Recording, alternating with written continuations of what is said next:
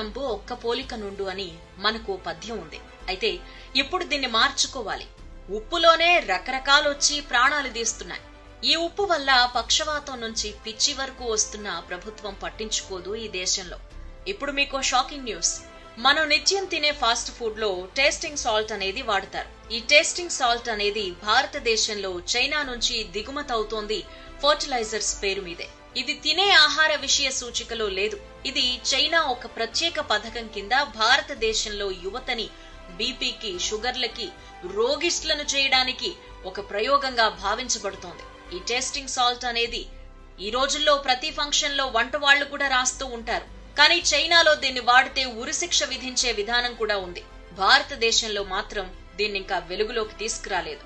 ఈ tasting salt వేసిన ఏ భోజనం ఒక 40 రోజులు తిన్నారంటే జీవితాంతం బీపీతో, షుగర్ తో బాధపడక తప్పదు. పక్షవాతం కూడా రావచ్చు. ఈ విషయాన్ని మాధ్యమాల్లో చర్చించి దీన్ని వ్యతిరేకించి ఒక మహా ఉద్యమంగా తీసుకొస్తే గాని ఈ భారతదేశంలో రోగిష్ఠులు తగ్గరని కొన్ని సామాజిక సంస్థలు ఢిల్లీలో చర్చించాయి, హెచ్చరించాయి, ఉద్యమించాయి. అయినా సరే చస్తే చావమని మన ప్రభుత్వం నిమ్మకు నీరెత్తినట్టుంది. ఈ విషపు ఉప్పు భారతదేశంలో తయారవడం లేదు. ఈ సాల్ట్ ను ద్రాక్ష తోటల్లో వినియోగం కోసమని చెప్పి తీసుకొచ్చి